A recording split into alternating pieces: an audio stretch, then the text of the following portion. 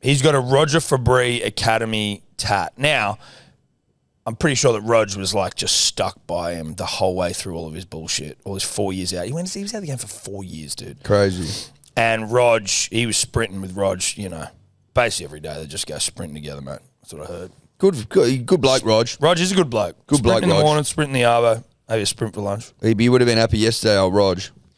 Oh, I seen the boy sprint. He would have been proud as bloody punch. Oh, yeah, mate. Well, the kid's sprinting again, On the Sprinting well, too. Sprinting real well. And sprinting past Tommy Turbo. Sprint past Tommy Turbo, fended him. He was a Narbra. He also, it was a Narbra. And then he also did the step back in try as well, which was great. Stepped everyone. Burton stepped everyone as well. That was great. Benji Burton. Burton stepped 3 in a row. That was fun. Yeah, he did. 3, bang, bang, bang, and then through, and then fucking, I think. So it was mate. It was a sick day out. Yeah, it was great, man. Such a sick day out, and we don't have a tough run home or anything. No, dude. So what's good we don't have the worst run home in the comp at all. What's good is that we don't have much to worry about for the next however many games we got to see. Oh, Hamole's out for the season as well. Oh, that's right. Fucked his shoulder again, which is good. I hope that you are okay, Hamole. We send our love to you, obviously. And kisses across the spit. But no, not a tough run. No, it's not like we had the Roosters. It's not like we had the Roosters this weekend and then Canberra away. Oh, is Canberra. It? Canberra in cool. Canberra. That's nice. And then we got the Dolphins as well.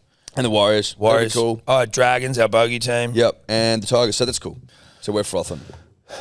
And Hamole's out for the season. I don't know. So Hamole's out for the season. That's cool. Matt Lodge had a bit of a go yesterday. I didn't mind that from Matt. No, he did. He had a go. Yeah. Matt had a go. We might get Mount Paseka back at some point. Yeah. Maybe a week before the finals, which season, we may not even be in. Well, it might be the finals at the end of the season. Yeah. In which case you wouldn't get him back. No, you would. Why would you waste it? Just put it this way: a couple of losses in the next 2 weekends, we're out. See you later. Kaputi. Then you just keep big Paseks on ice till next year. Yeah. Got to win this weekend. Must win this weekend. Must win. So important this weekend. Yeah. Can't tell you how important it is this weekend. No, it's important this weekend. Saturday, Brookvale, Saturday night. Be there or be square. Be there or be square. And you don't want to be square. Not in this game. Not in this life. No. You don't want to be square. Not know this that. life. We will be there. Ripping and tearing. Supporting the club. Handing out good day hats. Unless it's pouring rain. Then we'll come up with a plan B. But we have What run it time's by the the game club. on? And the club's let us in. 7:30. I did a risk assessment profile. Yeah. In fact, I did, and I passed it on to them. I go, this feels like something you should, write up. Yeah. Risk there's no risk. No, there's not. That's why I left it empty, because I don't see any risk. What are the risks? Well, the risks are that people are going to be sun safe. Well, it's not, Tom. I think the risk is that people like them too much. Yeah. That's a risk. Start slipping down the hill, if you know what I mean. It's a wet night. Oh. Don't go there, mate. That's gross. Anyway. So 42-4, good win. Good win. For the Dogs? For the Dogs, yeah. Good win for the Dogs. Congratulations to them. Congratulations. Feels like they might have played their grand final yesterday, Tom. Well, it was a finals-like atmosphere out there. Yes, it was. 25,000 rabid Bulldogs fans chomping at the rugby league bit. Well, no, the game itself, Siebes actually was like, well, we got taught a lesson in finals footy. I'm like, Anthony, it's fucking July, bro. And we got beaten 42-4. That was the least finals-like game I've ever fucking seen in my life. We got a lesson in finals footy. Well, it's a lessons in finals 40 in July. Like Christmas in July, it's like finals in July. Yeah. Christmas, do people that do Christmas in July? Yeah. I don't even, what's the point? Why? Just do Christmas when it's Christmas. Why are you doing that? What's that about? I don't know. I'm not really sure, to be honest. Christmas in July. Don't get it. Well, feels a bit lazy. Do something else. Yeah. Happy July Day. There you go. Easy. Better. July Day. Yeah. We celebrate the month. Yeah. Shit, yeah. You're making a big thing of July by having Christmas there when it's not. Yeah, but I mean, why? Why not June? Why is July getting all this? Yeah, why not August? If you're trying to have a Christmas in winter, where did it originate? Christmas in July? Who's guilty of this heinous crime? And do they do it in America? Of course they do. Everything we do is off the bank of the Yankee Doodle. Yeah, I know, but I was just like, are we doing it because we don't have It's a US thing. Right. Of course it is. I told you. I was wondering, I was musing, dear Edward. We love down here copying the Yank things. Don't know why. I think it's like people having it in winter because it reminds them of having a Christmas in the north when it's cold. Right, but in America... Yeah, but what about what in America? That's not what would happen, so that America would be the other way around, wouldn't it, buddy? That's no, I know, but that's why it's common here. But it was invented in America. Thank you. And so if it was started in America, your little assumption doesn't ring true, does it? Because it was started for a different reason. Yeah. Your little assumption, as Eddie My said. little assumption. As you said. Well, because you're saying, because people want to have a cold Christmas there, but that's Australia. That's just Australia, but it wasn't invented here, it was invented there. So you know your what? little assumption. I wouldn't be surprised people that like identify as NBA fans and I do NFL trade, they'll start celebrating 4th of July. You mean people who are like, I've got like a Memphis Grizzlies singlet and a Golden State Watch hat people and start celebrating 4th of July. Watch that start to be a fucking thing by these Happy noobs. 4th, everyone. Well, Happy Thanksgiving, 4th, dude. man. Thanksgiving. Yeah, all that Thanksgiving's shit. one that people will do. Fuck. Put it away. Not your cock, the holidays. No. Well, listen, just, get off America's dick. Yeah, it's sad. It's a bit much. It's a bit much. There you going over there, toddler, struggling. Yeah. No, it started at like this summer camp in the US, but I can't figure out why they did it at like this summer camp. Yeah. Singing songs and carols and What all does this our shit. mate ChatGPT reckon? I'll have a look, mate. Oh, there you go. Yeah, have a look. You found out what diaspora means? Diaspora? No. Good. Short for aspirin, isn't it? It's a dispersion or spread of people from their original homeland. There you go. Rugby league diaspora, mate. Fucking righto, mate. Calm down. And they weren't from the homeland, were they? Who? Because why were they playing at Allianz yesterday? What was that about? What do you reckon? What was the whole fucking day about? Oh, because of 95. We were talking about it. Good to see them have the cheerleaders out there. Yes, they got that. Was nice. That was a nice touch. They actually had they were celebrating 20, 30 years since fucking beating us in the grand final, so that added insult. At that ground, yes. At the SFS, so they had all the old players, hence why we had Jason Hetherington of Gravlax on there.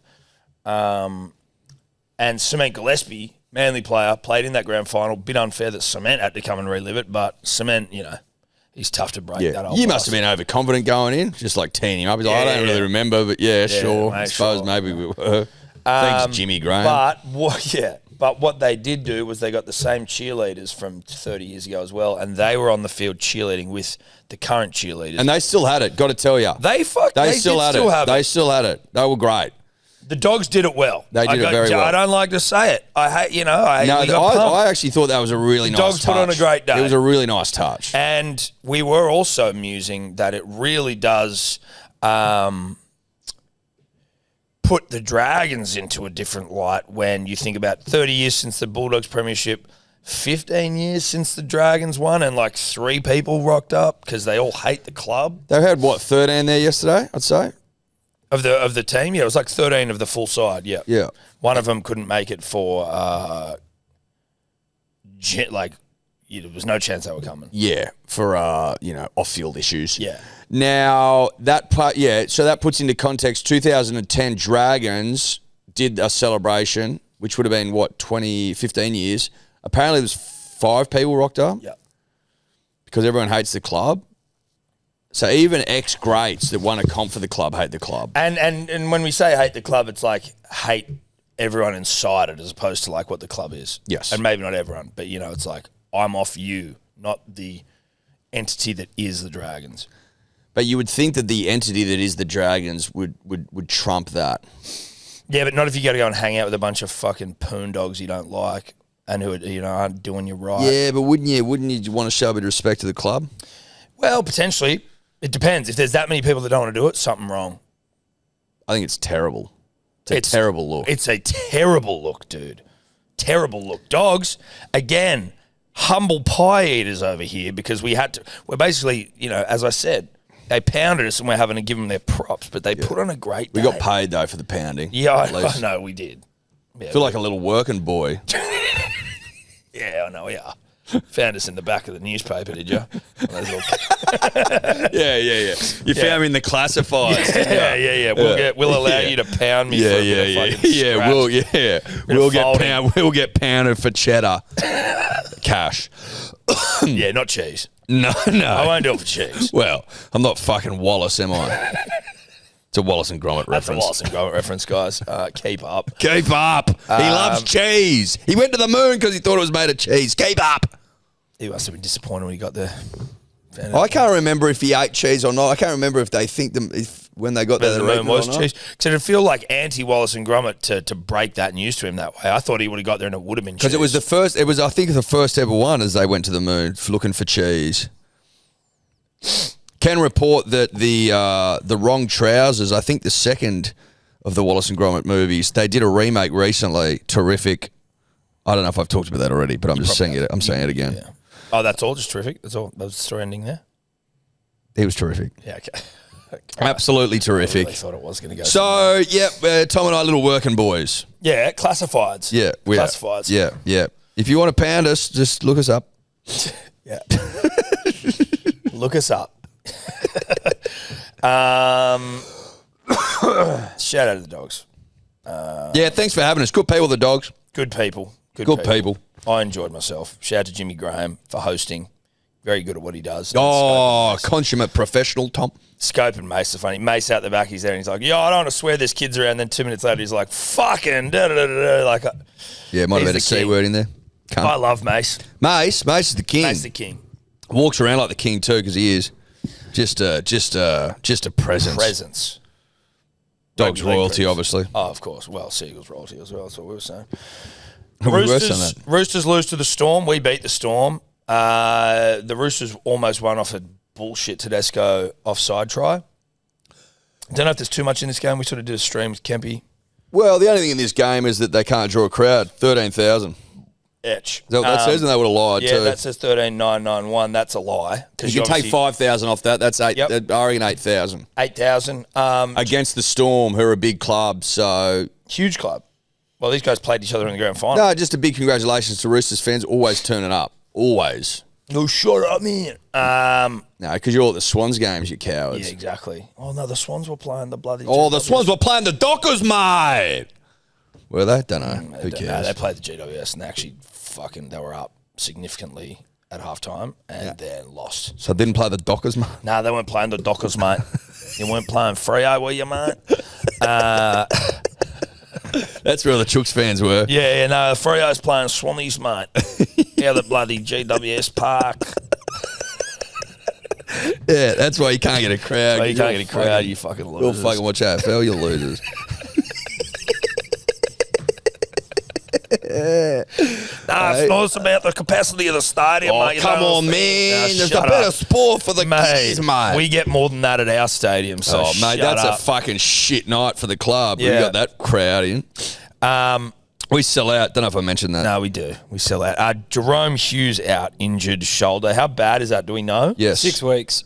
He's back either the week before or for week 1 of the finals. Okay, well that's lucky. They were worried because they weren't able to get his shoulder back in at the game, at the stadium. He had to go to hospital, put it back in. But then once he went to hospital, he doesn't require surgery. Are we pronouncing it Huggus now? Didn't he come out saying he wanted to be... Excuse me? Hughes, Huggus. Oh, for fuck's sake. What? Jesus Christ. I think that's how he wants to pronounce it. That might actually be something we need to apologise for, that one. I don't know. We'll see. That was huge. That was huge from you, Huggus. You're with me, bud, aren't you? No, English language, kind of a thing. No, she's a mongrel, the English language. Huggus. Yeah, he's back. Week before finals. Yeah. That's all you need to know. We'll probably wrap the Storm after that one there, mate. Storm, hold on. Cool. Bunch of lot playing, whatever. Cowboys 38 defeat the Dragons 32 and the Who Gives a Fuck Bowl. Yeah, didn't watch it. Of course you didn't. You got a life, mate. Yeah, exactly. You got family. You got kids. Yeah. My dad's convinced that Blocker Roach has had vocal coaching. Let's see if I got the message. What? Hold on, let me see if I got it here. Block has been having voice coaching lessons. Have a listen to the new style. Someone has told him he goes really high when something exciting happens, and he's making a concerted effort to stay in a lower register. Oh, my God. Your dad is a fucking dribbler. I hope he's right. Well, I'd love it if he was right, but I have no idea. He's like, I was about to go out for dinner, and he's like, mate, if you get a second, just fucking flick it on and have a listen. I'm like, I'll see if I can, mate. I got to go. He's like, mate, and then I saw him on Saturday for Will's birthday. He's like, did you have a chance to listen to Blocker? I'm like, I didn't. No, I'm sorry. It's sad if he has, because that's an artificial tampering with one of the great voices. I wouldn't like to think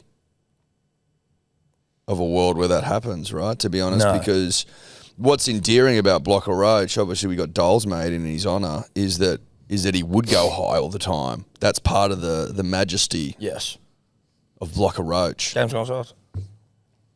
Game's gone soft. I can't go high. Game's gone soft.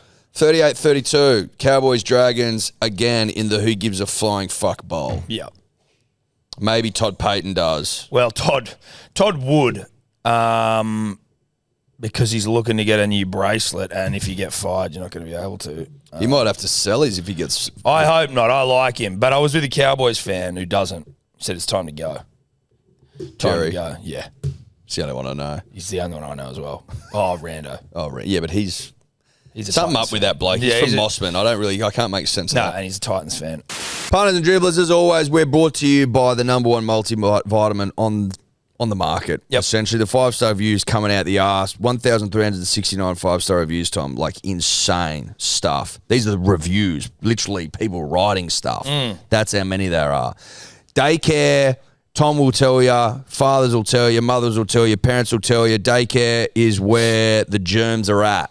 Zoe went back to daycare last week, already sick. There you go. So 5 stars from Nathan. Keeping the daycare petri dish at bay. As a father of 2, having kids go to kindy and daycare every week, some of the sickness brought home often straight to my wife and I, and possibly other punters and dribblers. But since taking Good Day, these days are now few and far between. Good Day forever. Stoney knows is never. Someone else, Sam. This has replaced a coffee for me each morning and gives me a bigger kick. The kids' daycare sickness doesn't get me down. Tiredness gone. Performance, ask the wife. When I have a good day, she has a great day. Oh! That's Sam putting in work, son. Putting in work. If you want to keep sickness at bay, legitimately. If you want to have more energy during the day, legitimately. If you want to give the old liver a That's legitimately. BeGoodHealth.com.au, code dribblers for 10% off. Pair with subscription for 20% off. Just the proof's in the pudding, baby. The proof's in the pudding. You don't believe me? Read the fucking reviews, okay? Read the reviews. Broncos losing to the Eels. I didn't watch this game, but apparently Reece Walsh was shit. Is that true? Reece Walsh had a chance to win it at the end. He was offside. You saw that, didn't you? I saw that bit. Yeah, which was great because Guru had Reece Walsh. There's a lot of bets that were relying on that for Guru in about even. You have to check in on Wednesday because it was hilarious. Stiff shit Guru. Yeah, well. Is what we say. Mate, I didn't watch it. You know what I mean? So I can't speak to Reece Walsh's performance. I know that Mitch Moses back in the side just makes things happen. I know. It's just he's a winner, mate. Well, he is a winner, but I guess I'm interested to know, like, was it the Eels being good or the Broncos bad? Like, the Broncos obviously should win. At home against the Eels in their current iteration. And and people being like, mate, they're a premiership contender. No, they're not. They're not. Well, on paper they are, but they've not been dominant. No, they did have an all right win streak, I thought, or they had a few weeks maybe where it was okay. But the season is such that it feels like if anyone just gets hot at the right time, then they can. You know what I mean? It's not one where it's like, I'm comfortable to rule them out as premiership contenders if they just start getting hot. They were 5th going into the round. Yeah, they're still 6th. 1 point behind Penrith. But losing to the Eels, you're like, I mean, the Storm premiership contenders, they lost to Manly. I know it's not the exact same equivalence, but like, good teams are losing to lesser teams every week. That's except the Raiders. Except the Raiders. The Raiders don't lose to anyone. They just keep dominating. But I could see the Raiders falling in a heap at the end of the year. That would be and I don't want them to. but it'll be like you've had a great year, and then it gets to fuck. Oh, I can't see that happening. I could definitely. Well, they've got a really cushy run in. They've got another finals. bye. In finals, they fall apart, and the ones with the finals experience just come to the fore, and then we have a Storm Panthers grand final, and it's going to suck. Warriors losing to the Titans. Should have seen it coming. Dez's 500th. After the big spray last week. After the big spray. Warriors missing a lot of troops. Warriors missing troops, but also like, and you know, the Warriors fans may not like it. I was with a Warriors fan on Saturday, same thing.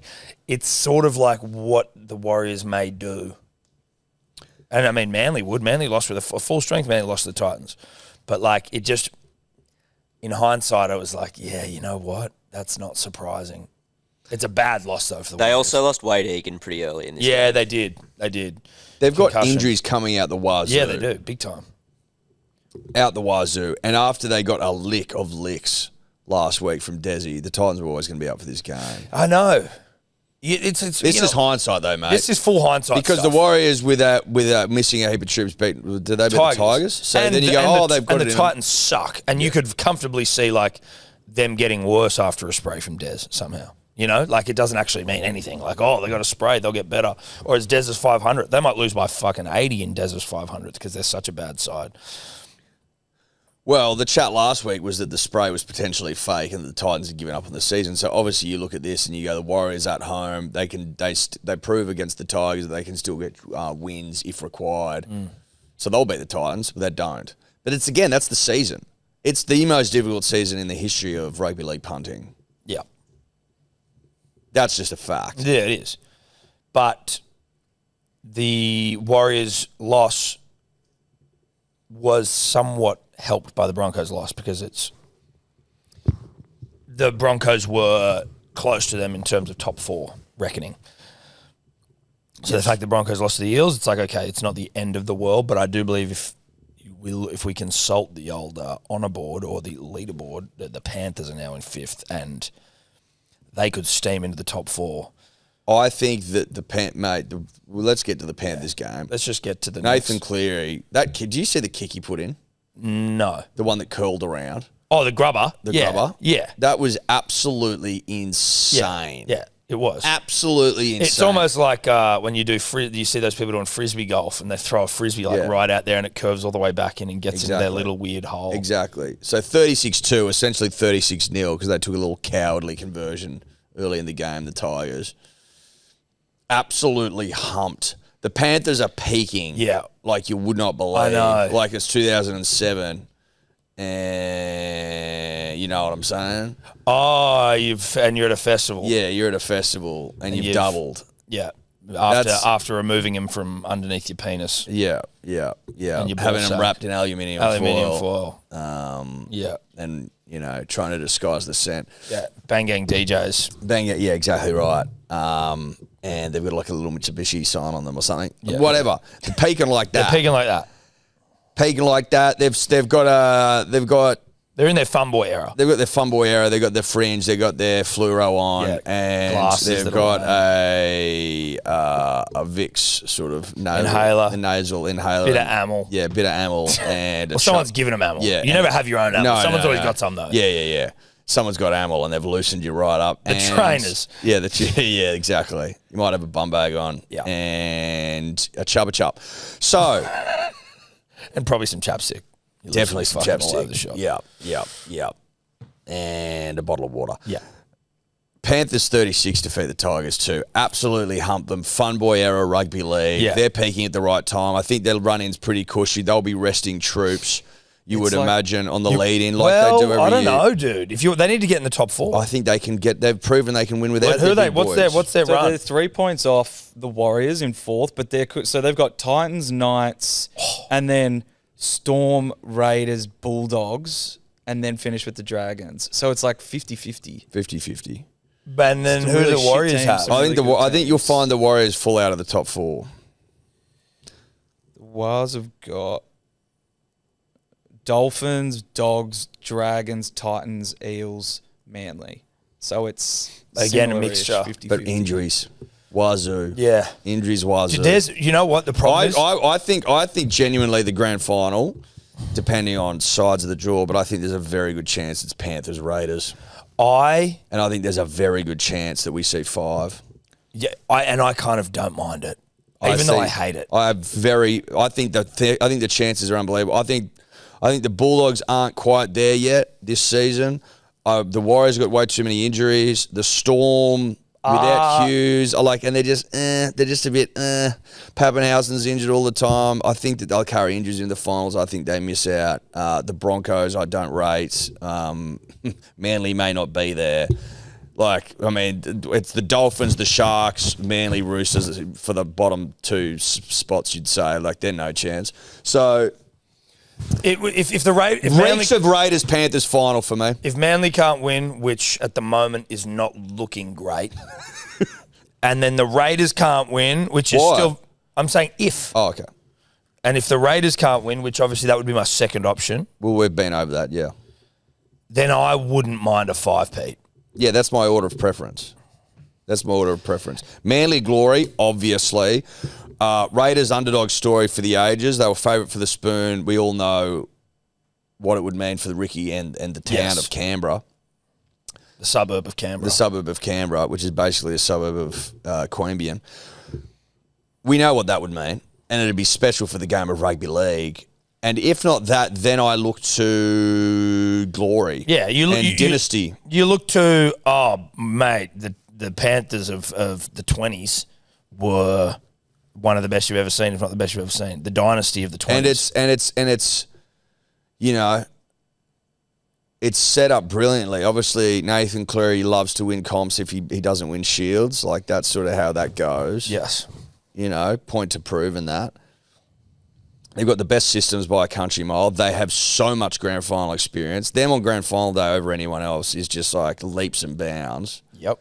Everyone else would be shitting their little pants, and here's the Panthers going, bruh. It's just like an afternoon, waking up from an afternoon nap, play a game, win a comp. Child's play style. Child's play. They will have been the first team since the 1999 Broncos to be dead last after round 12 and then qualify for finals.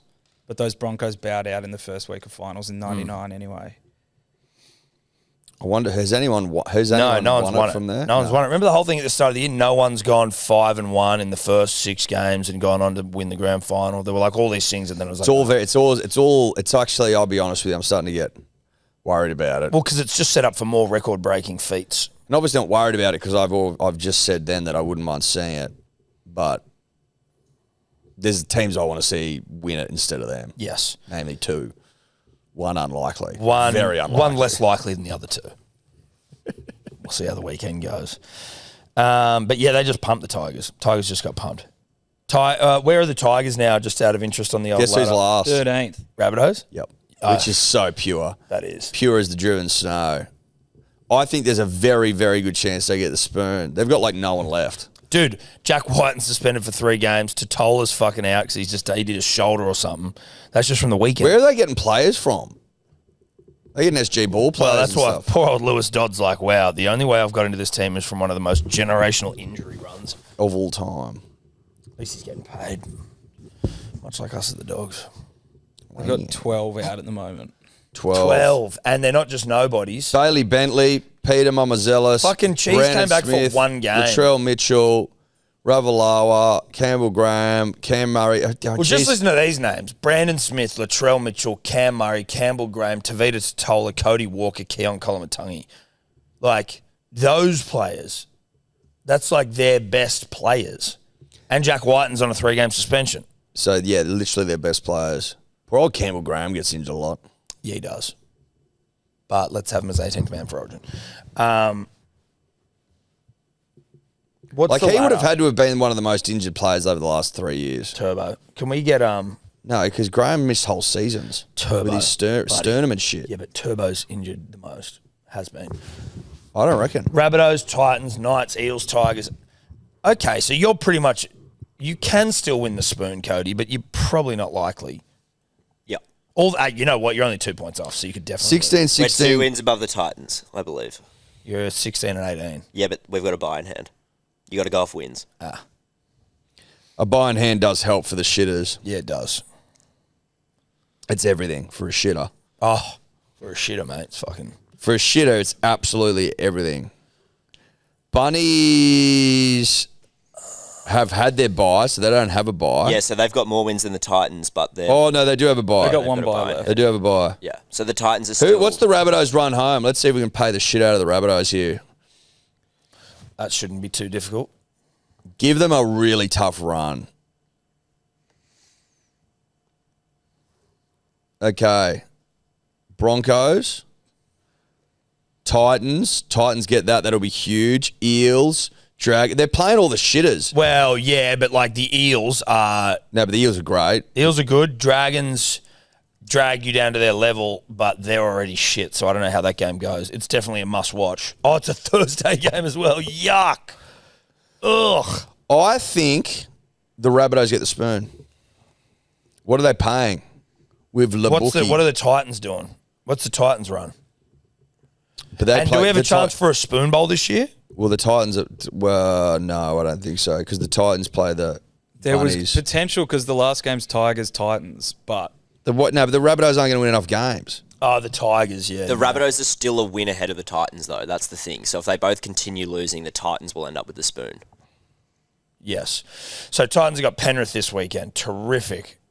But then the Titans play the Bunnies. Titans are still the favourite for the spoon at $2.25, and then the Rabbitohs at $3. So you got Panthers, Bunnies, Sharks, Warriors. So outside of the Bunnies, they're three fucking teams that you're going to struggle against. Keep going.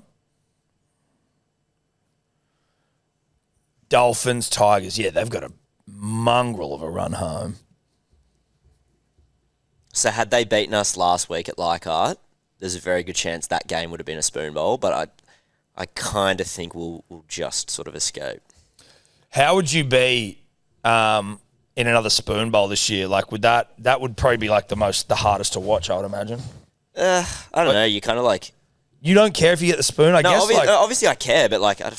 We've never had one, so like maybe it makes more sense for you and I to be more like... Well, we intrinsically get worried about spoons because we've never had one, whereas they almost welcome them. I think they, on some level, like winning them.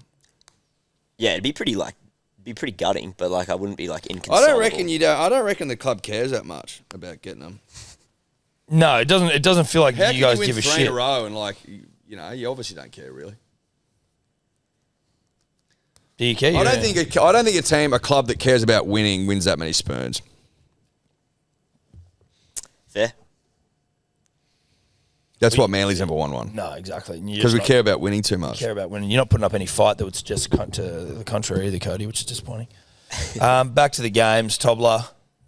We don't need to go through every one of them. I don't know if there was that much that was interesting, to be honest. I could be wrong. We've talked about it, I reckon. Raiders fed the Knights. Sharks just got up over the Rabbitohs.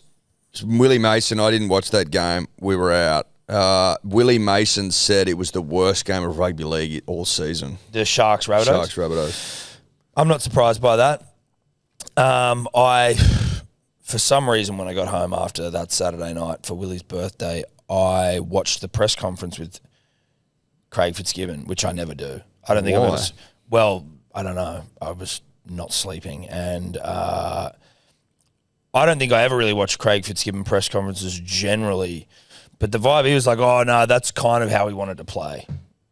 He's like, we just wanted to play tough and win tough because we knew they were a tough side. So just like do the tough stuff. Well, Willie Mason reckons that they were like a Reggie's side. So the Sharks, the Titans, the Rabbitohs. Yeah. He's like, so, but essentially, it was like a country rugby league team that you only just beat because you wanted it to be a tough game. Well, it wasn't a tough game. That's the thing. It wasn't a tough game. It shouldn't have been a tough game. It wasn't a tough game. You made it a tough game by playing shit. Yes, that's fair. Did you see Wayne Bennett's press conference, given all the spoon chat? No. At the very end, can you maybe find it at the very end? It's like the final part of the press conference. Someone's like, Wayne, you're in last place, you're worried about the spoon? And he's like, oh, I knew someone was going to ask about that. I just knew it. Like, I don't even think about it, and gets up and walks off. And it was like, that's not the response of someone who isn't rattled. He's usually not like that. If you weren't rattled, you'd be like, fuck, we're not going to win. We're not going to win the spoon, mate. Relax. Or, whatever you would say to just nip that in the bud, but instead it was like, I knew you were going to say something about the spoon. Then he gets up and walks off and you're like, ugh. Yeah, because you're worried about winning a spoon because you think you're probably going to win a spoon. Eesh. Now, I feel the Souths are a little bit unlucky because of how fucked their injury run's been, but we can't help you. Nothing we can do about you, mate. They're right behind you now, or thereabouts. Are you concerned about the wooden spoon, or is it something you're not? I knew someone would ask that question. I'm not answering that. Okay? But, of course someone's going to ask that question. You're coming last. You're now in last place. And it's round 22. You're in last place. You're in last place. And all your players are injured. And you've actually been shit all year, really. So, yeah, you're getting asked about it. Of course you're going to ask that. What kind of question is that? What do you mean what kind of question is that? It's like, are you worried about the spoon? But the most, the number one reason you were asked about that question is because you're coming last. Well, you're in last place. No, you're in last place. If you were coming fucking first, you wouldn't get asked it. You wouldn't get asked it. And you wouldn't have said, I knew someone was going to ask that question. You knew someone was going to ask that question because you're coming last. Yeah. And it seems like a reasonable question. He's never won a spoon in his career. That's why he's rattled. That's why he's rattled. Didn't know that. That's why he's rattled. Because he knows the day's coming. Listen, mate, you coach till you're 75. You're probably going to have experienced every possible experience rugby league has to offer. Unless you coached at Manly the whole time. Unless you've coached at Manly your entire career, in which case you will never have won a spoon. So he's rattled. That we do know.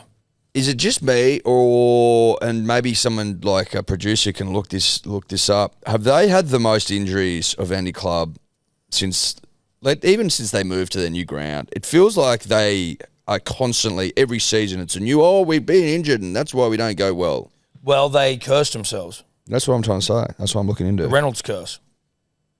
And the leaving Redfern curse. Yeah, I know the leaving Redfern curse, but then even speaking of their to Solly, he was like, this place is mad that we've moved to. Or he's like, remember the players are all getting parking fines and shit? Yeah, but that doesn't mean you've left your spiritual home. So it doesn't really matter. You've got to cop the fines. That's exactly right. Yeah. Or parking officers could just chill the fuck out. Yeah, or just get work permits or something. Yeah. I'm sure. Listen, I don't know if people try to look into it more than they, Yeah, we could have followed Blake up on that. But if you in your heart of hearts don't think it's the ground, then it must be the Reynolds curse. You curse, basically. The injuries I feel like they've had in the last few years have been insane. This was from last year. Most games missed due to injury, and there was 213 for the Rabbitohs. Then Warriors with 140. Shit, so they're ahead by a significant margin. Yeah, massive amount. From last year. And that was just from last year? Yeah, it was just last year. That's what I'm saying. You can't ignore this, punters and dribblers. There is 1,000% a curse at the club. Yeah. We've now got back-to-back seasons where their injury list is astronomically higher than anyone else's. Astronomically higher. It's also been big dogs as well. Oh yeah, it's been dogs. Which speaks to, mate, they lost Cam Murray before the season had started. And Trell. Not for the whole season. And Trell, but he's still... Yeah, but before the season started. That's you're cursed. It was like all in one day. You're 100% cursed. It's 100% cursed. Cody Walker's played 0 games. 0. Is Humphreys injured at the moment? I think he got HIA'd last week. So I think he was just missing one game. Still an injury. It's a bloody injury, isn't it? I think. I'll confirm. Still an injury. Just wanted to check my Supercoach score thanks to SwiftX. I know we're not giving out any SwiftX Bicky today, but I just was... Curious to know. Huh? Just curious to know, mate, yeah. Where am I? Look, I'm ahead of you in the about even league. That we do know. I don't know where we are in the overalls. How many points did you get last week? 1,085. Not great.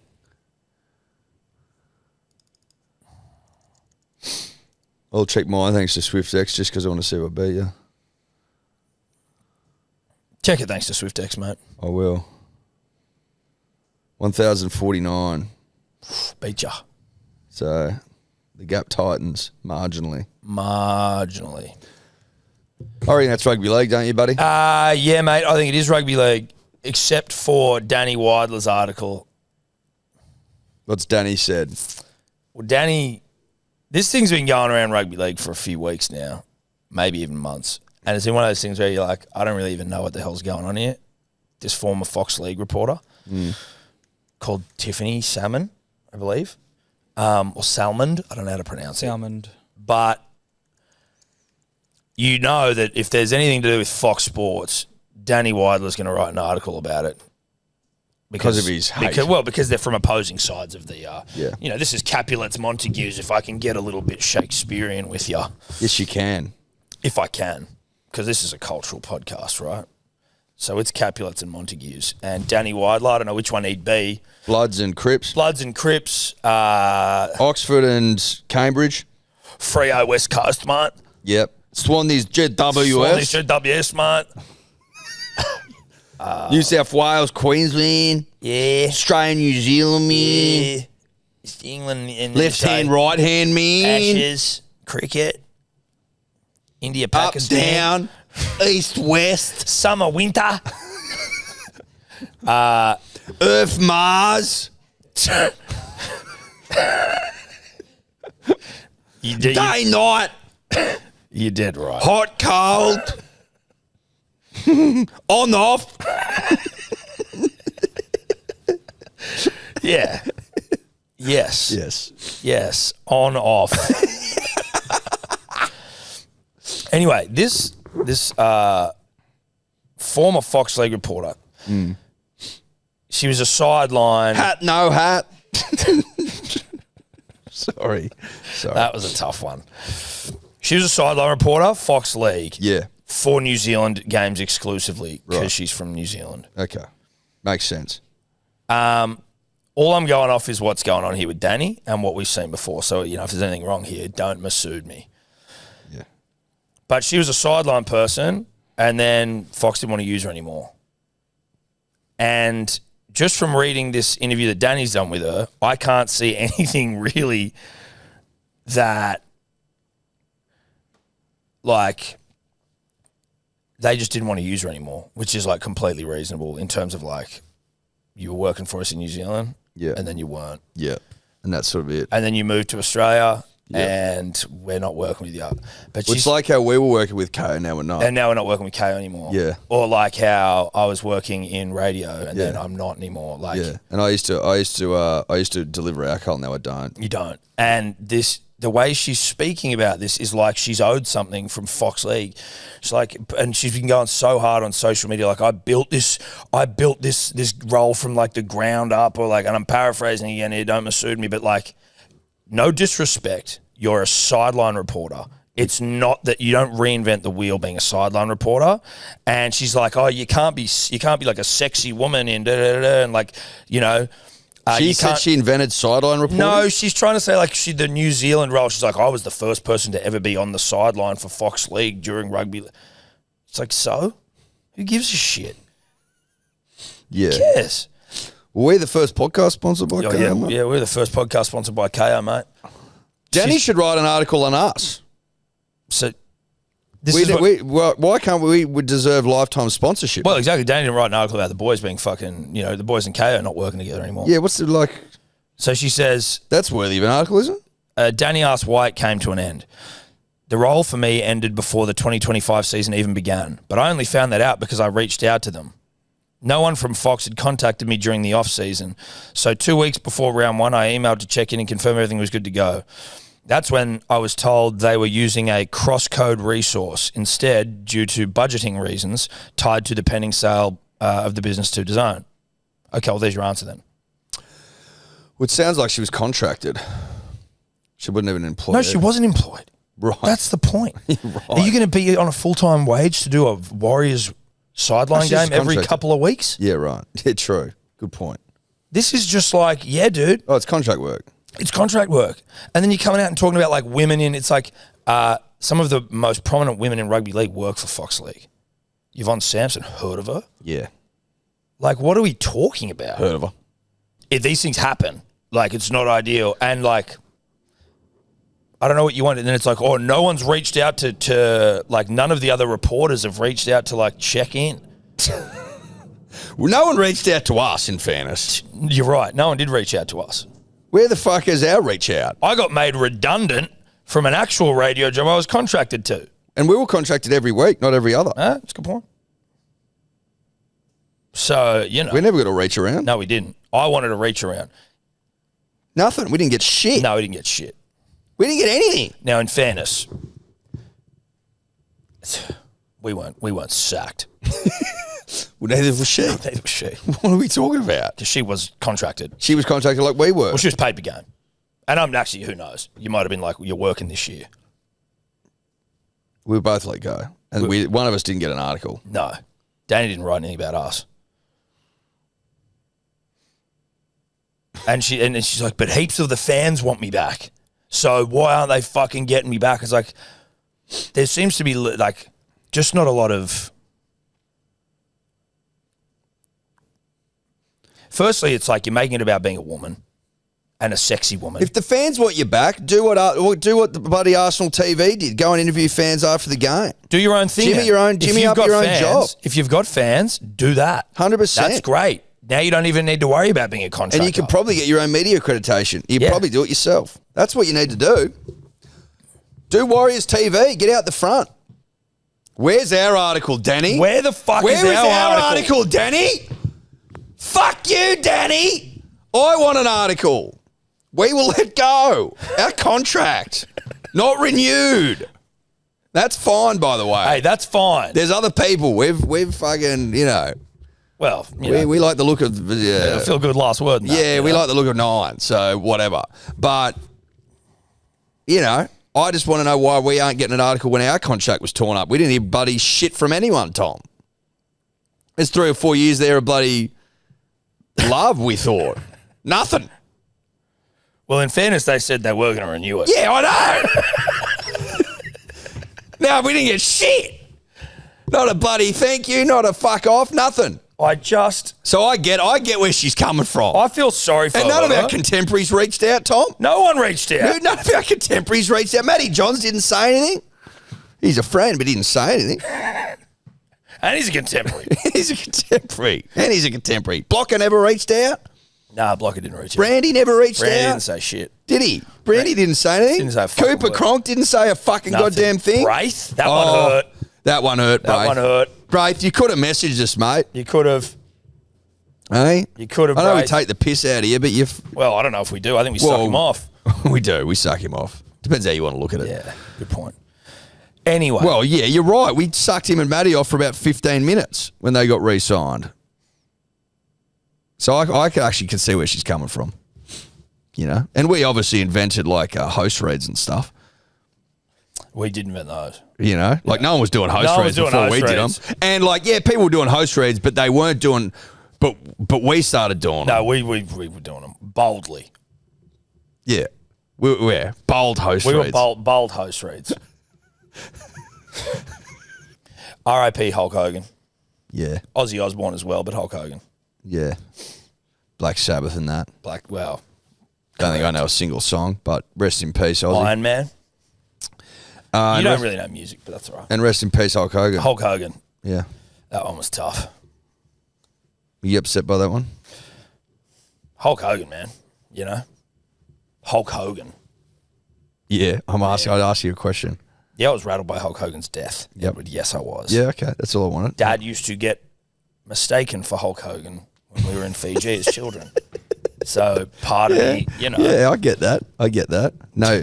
Dad was at Will's birthday in a fucking his trench coat that he loves and a tie and like a waistcoat. Yeah, you look quite smart. He did look smart and he had a cigar and we were just sort of laughing around about what he was wearing. He's like, well, mate, like after Hulk Hogan's death, you know, he's like, we're around my age and Ozzy Osbourne. He's like, I was getting ready and I was looking in my wardrobe and he's like, fuck, I better wear this tie before I die. So he just put a tie on to come to the Nelson. Could be his last time in a tie. Well, I hope not, but certainly that was I'm saying that was his thinking. That was his thinking. Yeah. Righto, punters and dribblers. Also, just a shout out to the great Lockie Clancy. This isn't a live read, Tobler. This isn't a live read. Lockie basically carried Tobler to the finish line in the marathon. Got him a time that ended up beating Cody's attempt. So essentially, Cody wore the giant pants because of Lockie Clancy dragging Tobler Sherpa mode over the line. Yeah, he went full Sherpa mode.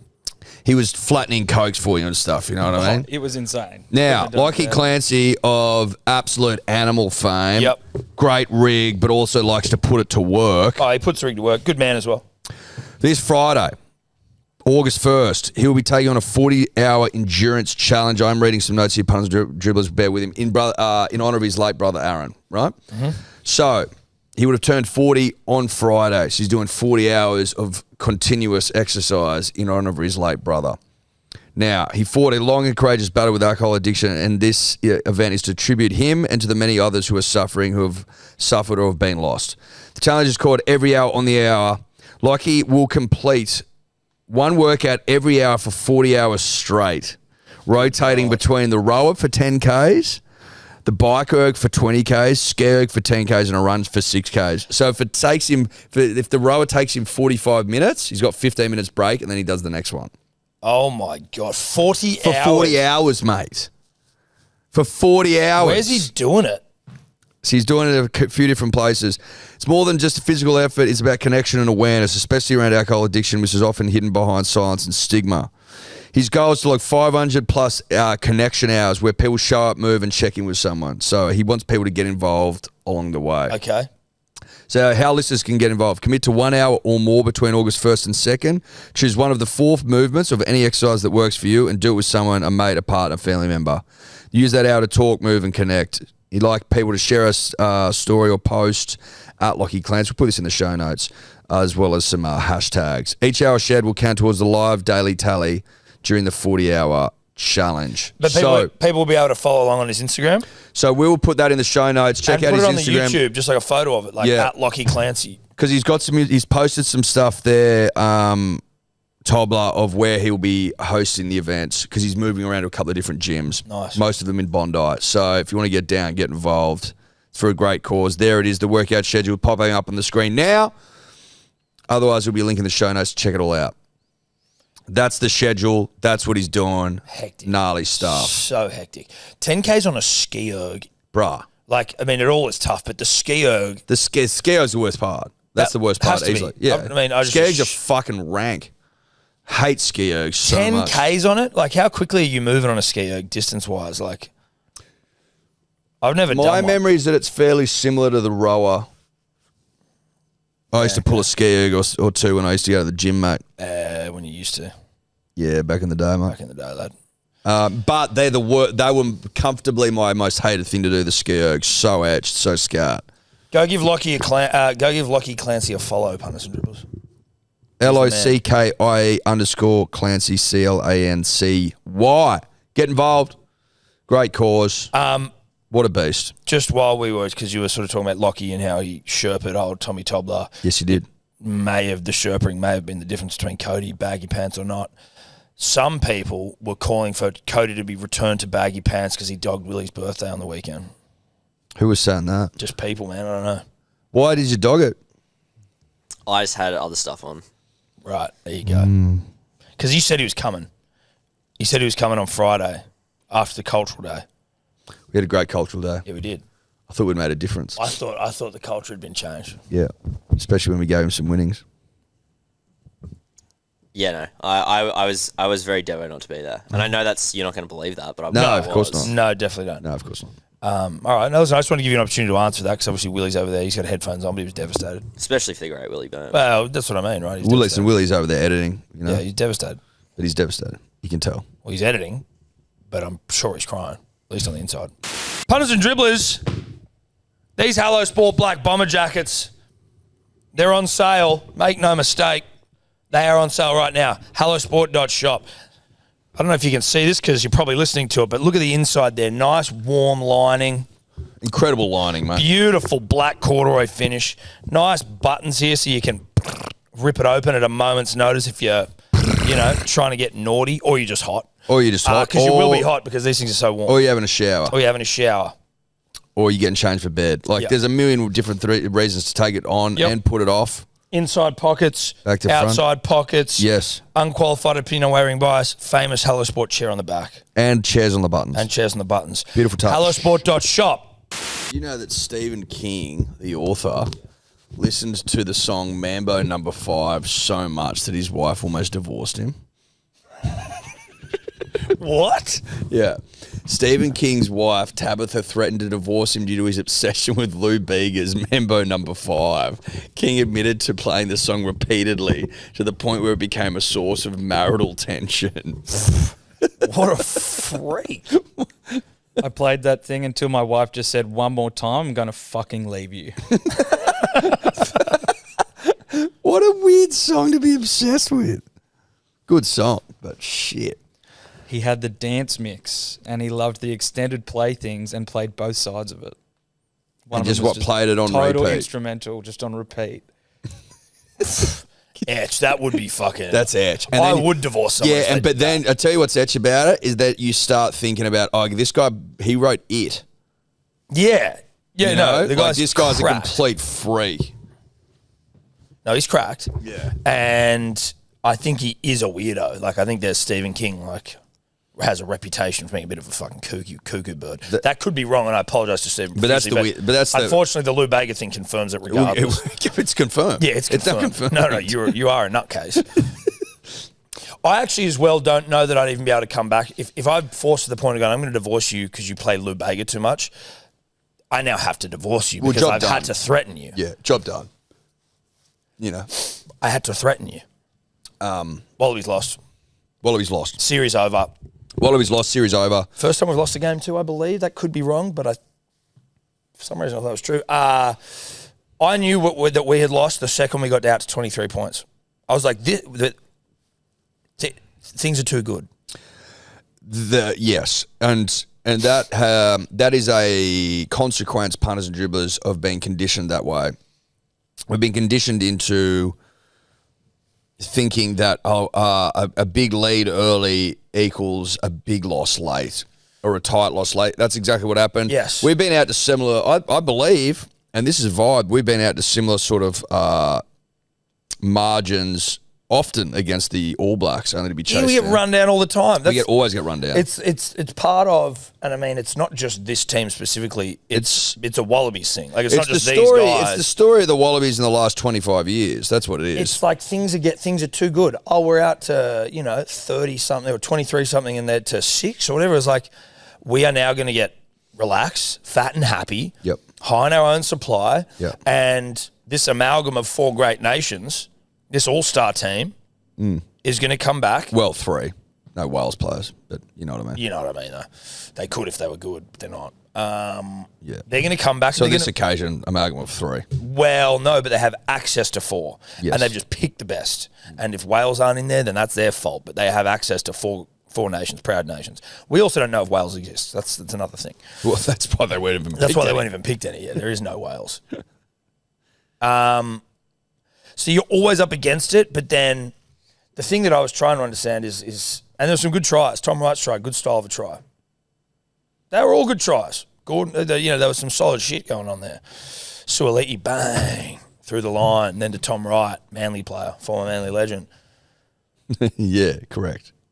Good to see Manly boys doing it on, Global scale. Global scale. But that final penalty, wasn't it? At the pub, everyone's like, give it a fucking penalty. I was like, even though maybe by the letter of the law in rugby union that's a penalty for a multitude of reasons, I was listening to one, I think maybe it was Hooper, talking about how, like, unless they met at the breakdown simultaneously, if they had met at the breakdown simultaneously, then it shouldn't be a penalty because it's kind of like they're both just getting in there. But because the Aussie, whoever it was already there, head over the ball, the British and Irish Lions guy coming in, he's gone down, hit him in the head and the neck. Like, that's where the penalty comes from. I've also then read a heap of comments being like, the game struggles to go on if that's a penalty every time. That's what I'm like. I was watching it. The game struggles to go on. Yes, as I was in. Because then essentially you can't clean out. When I was at the Nelson, when we were at the Nelson, I was there going, I don't want this game to be decided by that being a penalty. I'm Devo. We're losing this game. The air was sucked straight out of the building. Oh, the pub went mute. The pub went mute. But like, that would be a bullshit call. That's the things that I think is like that's where rugby. Was it Morgan Tiranui he went on blast? He was like, that's a fucking penalty. Well, the thing is that they're like, if you're going to ref rugby union consistently, which they never do, then that is a penalty.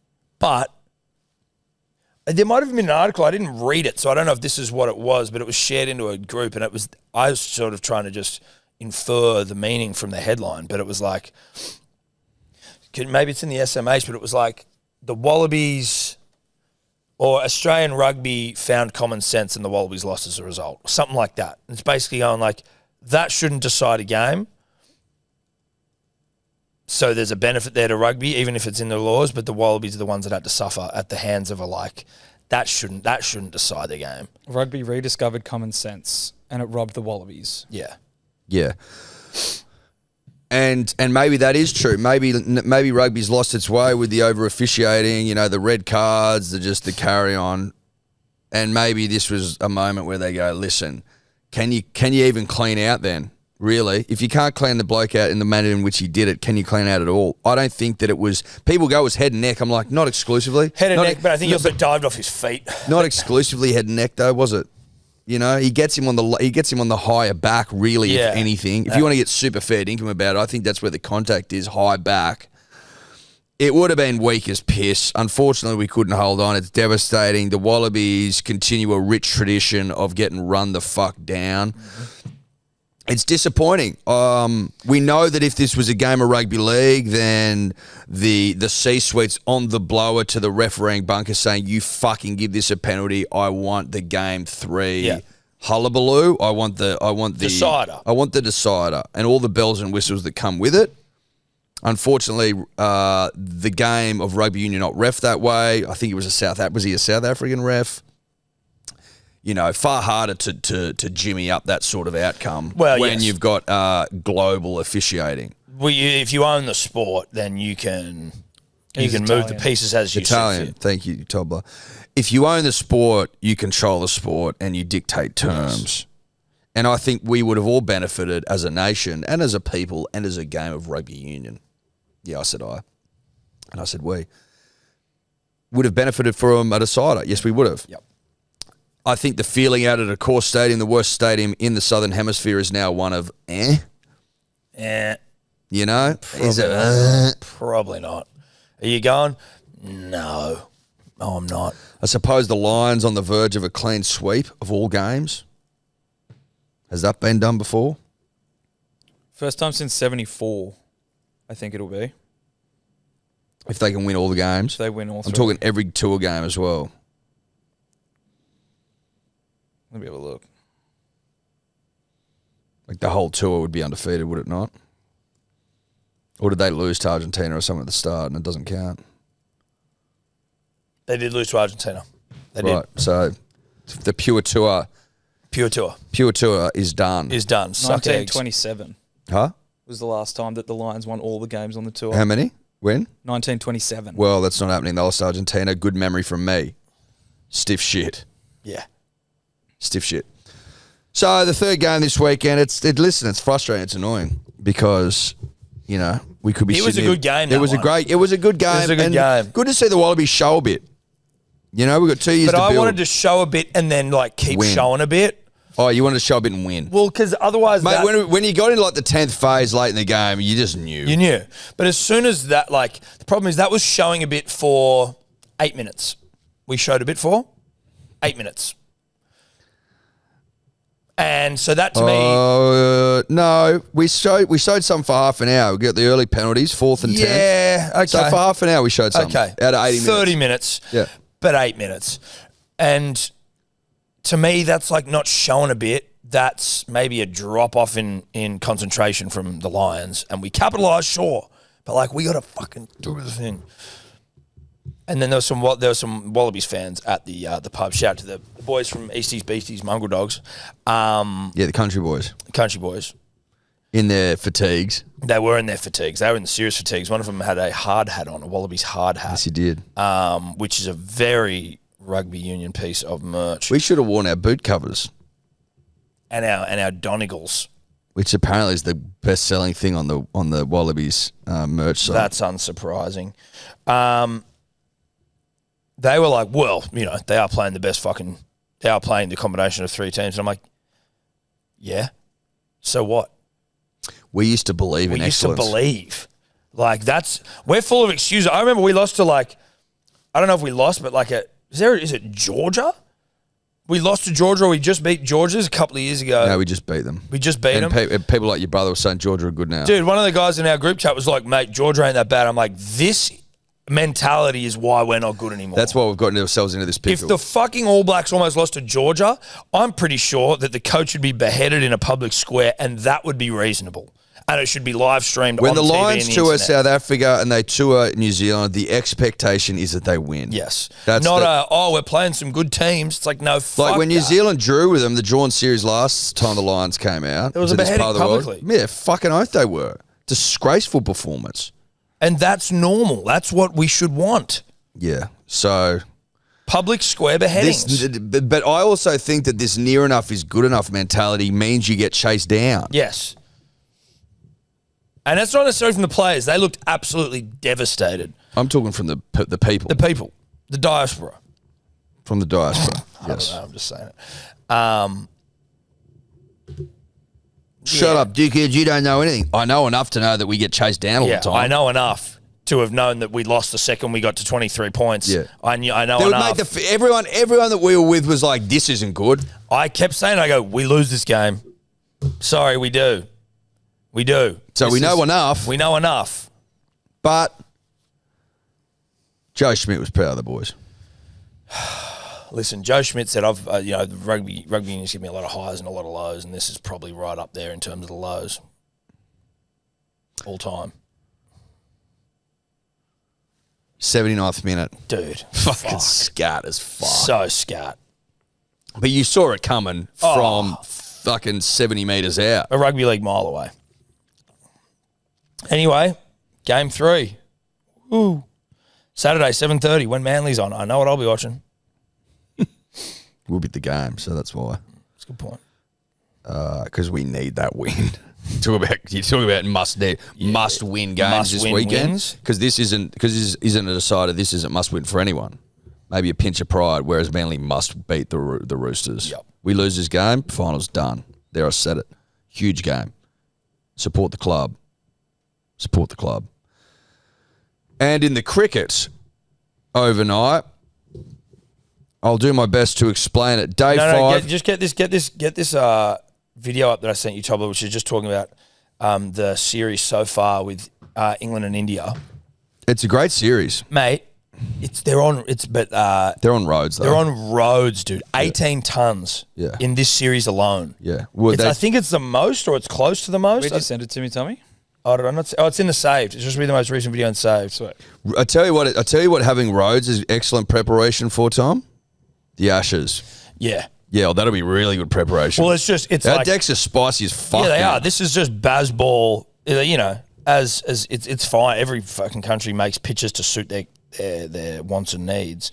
But ours will be made to suit our quicks. No Shubman Gill has got 4 tons in this series, and he was coming into this series. It was his first debut captaincy, but he'd been a bit lean, I think. Potentially coming in. 18 centuries. Yeah, the bald guy, not the orca with the erection, which I've also saved. You tell me you don't like seeing an orca with an erection? That's hilarious. Well, I wouldn't save it. Take it back. English people are so fucking weird. Look at this guy. They're very eccentric. This has been a great series for batting and a brutal series for the bowlers. 18 centuries in this series so far. That is the most ever in a series in England, the third most anywhere. 11 of them by India. Again, the most by a team in a series in England. 12 is the all-time record for a team anywhere. 12 different players have scored centuries. Only the second time in Test history that's happened. And as a result, England's bowlers have had to put in a lot of hard work. 223.5 overs per test, the third most overs per test they've had in a home series. To put it in context, over the last 10 years, they've averaged around about 150 overs per test, so that's almost a whole day of extra bowling per test match, and they've conceded 797 runs per test, the highest England have ever conceded in a test series, and next highest for a series of 3 matches or more. You've got to go back to 1924-25, but here comes the most crucial stat of the series so far. England are still, despite all this, 2-1 up. But please, someone, have some pity for the bowlers. This has been a great... Love that. Can you scroll to the top of the that click on it and scroll to the top? No, not that. The fucking thing we were just watching. This has been a great... So that was from BBC. I just wanted to say it was, and Andy Zaltzman. So that's Zaltzman. I've never known what he looks like. It doesn't. That's also not what he sounds like. But I'm not surprised that Zaltzman looks like that. Yeah, I think maybe you're looking at him now, his voice changes. But I'm saying, like, if you're a stats guy, like you're an absolute cricketing nerd. Yeah.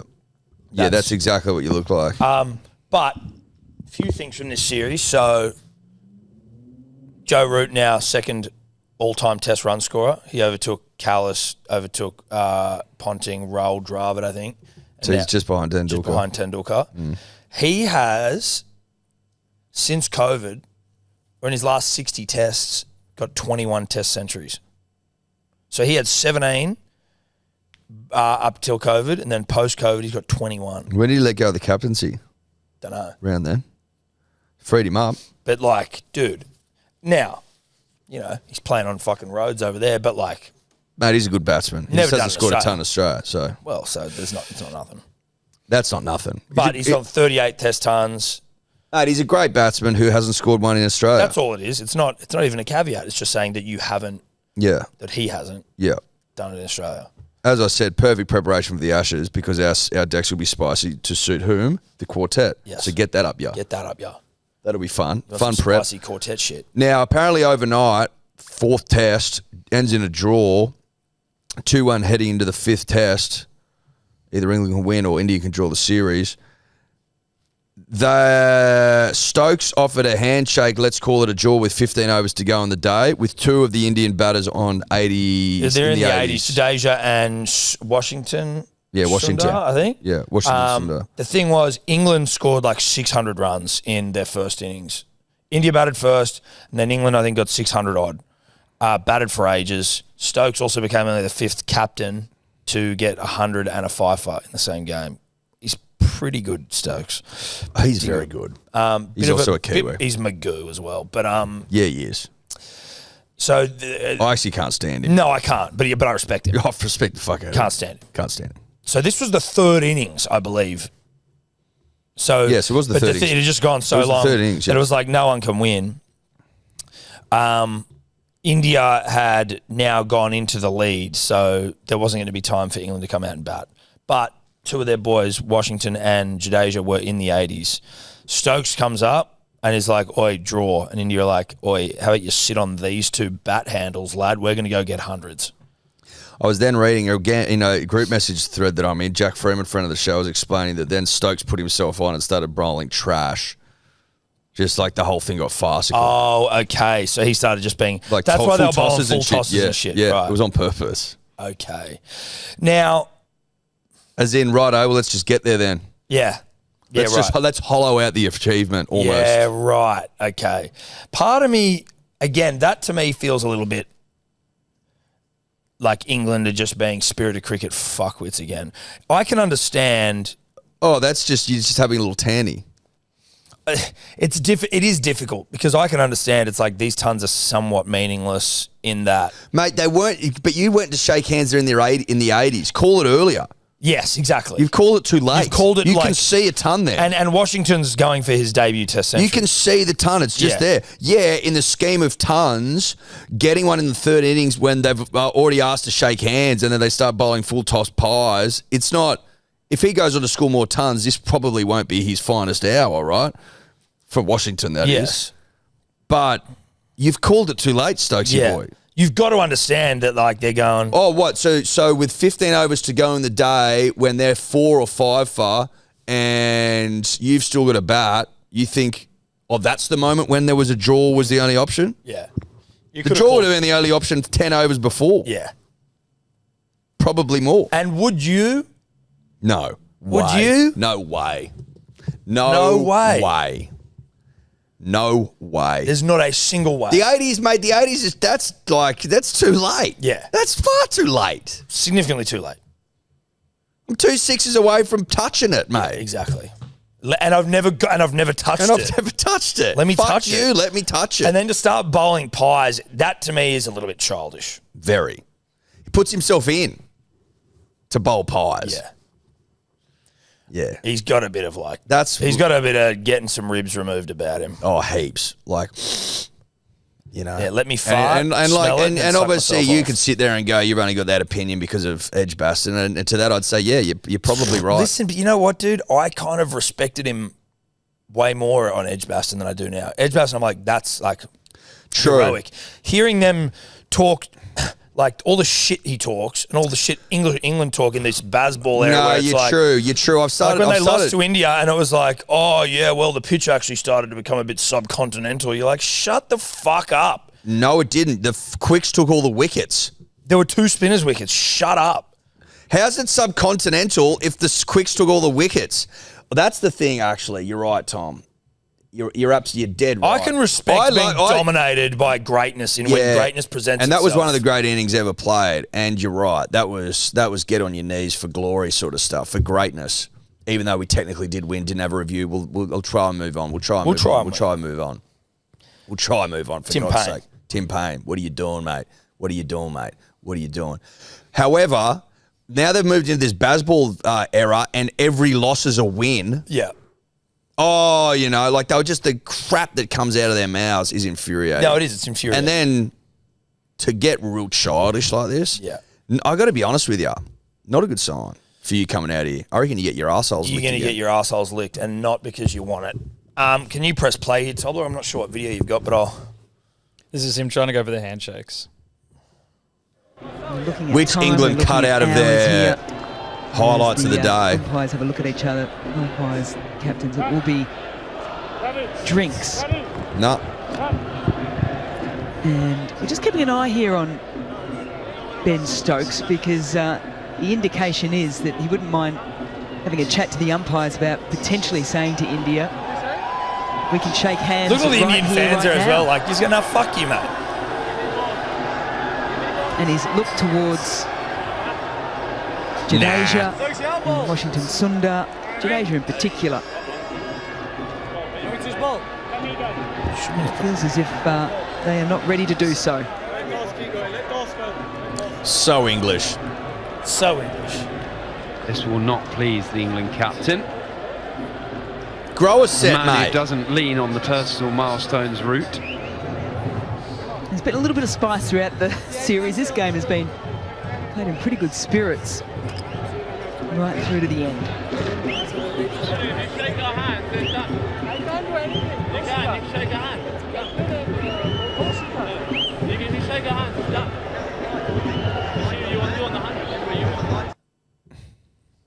Shut the fuck up, England. Shut up. Stokes apparently said to Jadeja, you really want to get a test 100 against Harry Brook? Oh my God. Are you serious? Yeah. Are you serious? And then Zach Crawley was like, just shake your hand. And then Ben Duckett came in and was like, how long do you need? An hour? Like, they're all just talking shit to him. I fucking hate England so much. Same, dude. I fucking hate those I hate them. God, I want to pound them 5-0. You can forget a tight one. I want this to be brutal. Yeah, I want to break their spirit. Yeah, same. Send them home again, winless. And just hear all the excuses that spew out of hook their it to my soul. stupid BBC mouths. Cricket will be back in the year after every day. Oh, touch me. I've been listening to Test Match Special anyway for this one. But there's no greater Test Match special than Ashes. Ashes, no, because absolutely especially they just get more deflated as the series goes on. It's the best. It is, dude. And it's like always heaps of soul searching. The England, when they come out to Australia in particular, touch yourself stuff. Dude, you know what? Can I?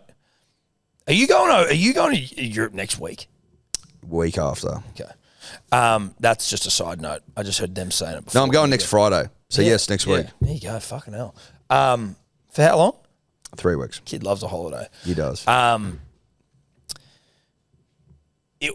the time you get back, essentially, we'll be in spring. I get back on the last day of winter. So yeah. Day one back at work. I think it's the 1st of September. Spring, baby. Spring. And then what happens after spring? After spring? Well, just what comes after spring? Summer. Yeah. You know? There's also a test match. There's an Ashes test match in spring. Fair income. 22nd, 21st of November, a Friday. Oh, that's hot. That is unbuckle the belt stuff, punters and dribblers. Well, we have loosen the strides. Like, it's just, I cannot tell you how wet I am for this silly season into horizontal season. Yeah. Horizontal season, also punters and dribblers, get out your notepads and take notes. It starts early. Starts early. It starts early. We are starting a month early this year because the first test match is on the 21st of November. Horizontal season goes for an extra month this year. We are starting early. Yeah. Horizontal season starts on the 21st of November, day one of the first test in Perth. Giddy the fuck up. It's essentially a day-nighter because of the time zone difference. I am fucking dripping wet. Horizontal season starts a month early. Put it in your calendars. Let your work know. Let the missus know. Let your dog know. Let the family know. Let every cunt that needs to know that horizontal season starts a month early. That means you need to get your affairs in order. Get them in order. Start a month early. God, I'm pumped. You've just fired me up, son. You've just fired me the fuck up. Oh, yes. See you later. Could you two just not talk anymore?